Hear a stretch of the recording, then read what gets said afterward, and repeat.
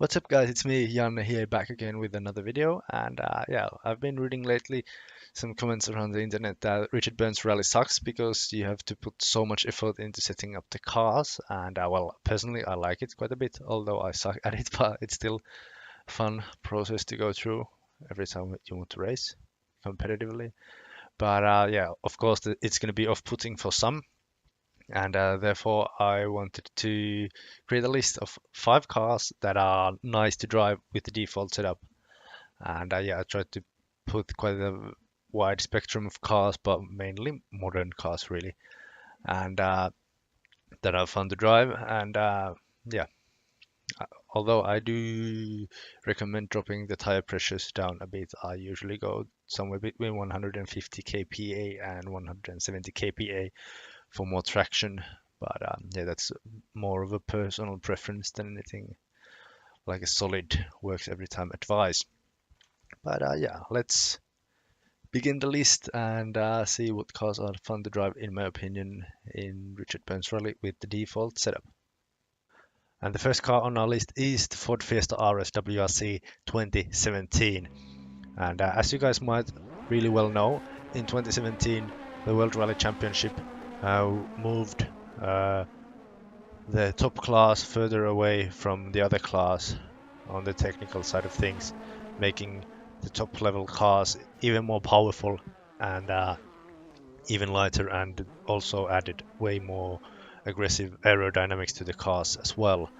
And yeah, thanks to that, these 2017 cars are the fastest WRC cars in the history. And you know, as they are really fucking fast in real life, they are also really fucking fast in Richard Burns Rally. And in a way, sadly, these cars are put in the same category as the 2016 and earlier WRC cars, meaning that the pre-2017 cars are pretty much useless competition-wise, since these cars are just so OP with them. And yeah, some of the cars are worse and some of the cars are better. And for me, I think this is a really fun car to drive on the default setup. There's a really good balance on the car, and there's possibility of steering with the throttle, sort of like with a rear wheel drive car, and that's something that I really like. So yeah, this is a really fun car for me to drive in the game. And I think that Valtteri Bottas might have tried this car in the game as well with the default setup and thought that this is the best WRC 2017 spec car there is, and therefore he's choosing this car for the Arctic Lapland Rally 2019. But yeah, this is the first car on our list. The second car on our list is the Citroen DS3 R1. And you guys might be thinking, Janne, why the fuck do you have such a little shitbox here on the list? But well, I felt like it, so fuck off.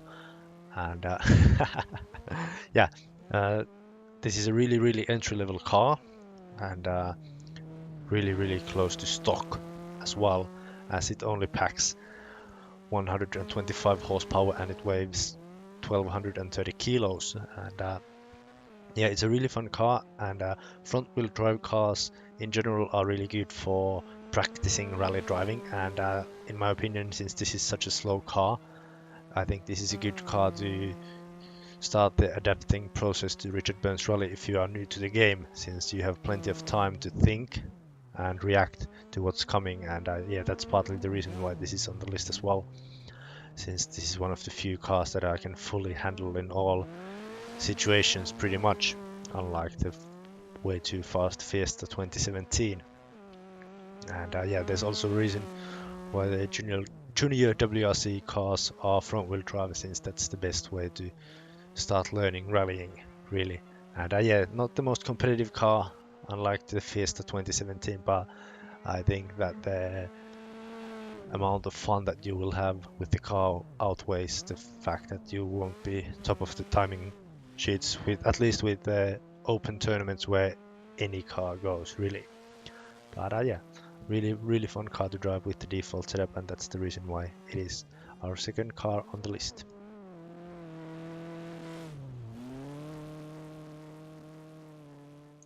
And the third car on our list is Ford Sierra Cosworth 4x4 from the year 1991. This is definitely the oldest car on this list, and yeah, the only Group A car on the list as well. But yeah, as I said, I tried to make this car, list quite wide spectrum, or as wide spectrum pretty much as I can, with 5 cars only. But yeah, this is a really fun car from the early 90s, and it features 300 horsepower and weighs 350 kilos. And compared to the other cars on the list, this is a positive exception on the list, as it is also good to drive on the default setup on tarmac as well, since most of the car's default setups are way too soft for tarmac, but for this car it's quite okay on tarmac as well. And yeah, this is a really nice car. Looks good too, unless if you are my girlfriend, then you will hate this car, but I don't know what's wrong with her. Just kidding. And yeah, no, she's not next to me threatening me with a gun. I'm saying that willingly. But yeah, this car pretty much has a cult status in Finland as well, since there was this one car mechanic student or something on one YouTube video telling how Sierra is better than anything else, and beatboxing how the car sounds when it accelerates. And yeah, it's a really pretty much cult status video, and therefore the Sierra is also more or less of a cult status car here in Finland at least. And yeah, that's pretty much all I have to say for this car. This is a really fun car to drive, and that's the reason why it is on the list. The fourth car on our list is the Citroen C3 R5, and yeah, it's a bit like that one girl from high school that doesn't really look that awesome but feels even better than that. And yeah, this is the most modern car as far as I know in Richard Burns Rally, as in, if I remember correctly, it's the only car with 2018 being the year of manufacturing in the Richard Burns car installer tool. And yeah, as the R5 category is really popular in Richard Burns Rally, this is a really good solid choice for there. This is a new car, this is a competitive car, and it's a really good, well balanced car as well, and handles bumps and jumps too really well, at least here on Jordanhead. But I think that just as long as you don't go full on mineshaft, this car should handle all kinds of jumps rather well, thanks to its really modern suspension and dampers.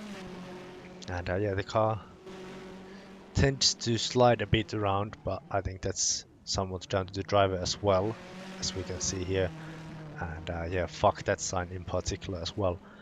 But yeah, this is a really fun car to drive with the default setup, and one of the better bets in the R5 category in Richard Burns Rally if you are into the online rallying side of things. And yeah, good fun car to drive, and that's the reason why it's on the list.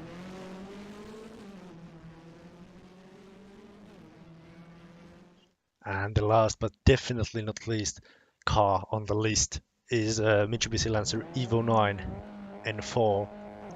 And yeah, this is pretty much the best car in my opinion to drive with the default setup it is, especially since I'm still quite butthurt over Dirt 4 not having pretty much any sliding at all in it.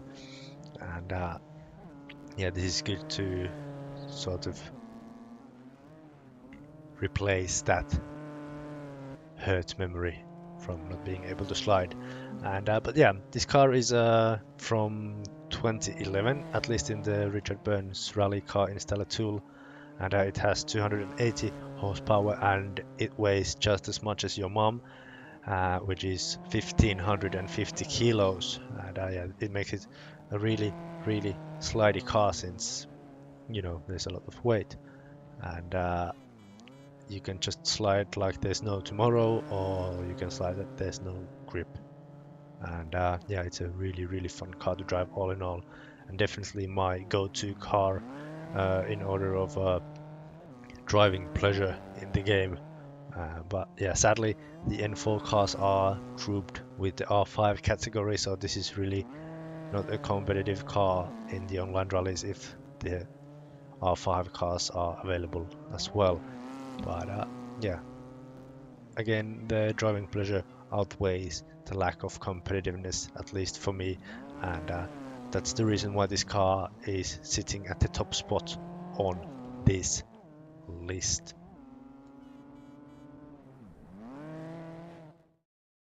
And that's the list done.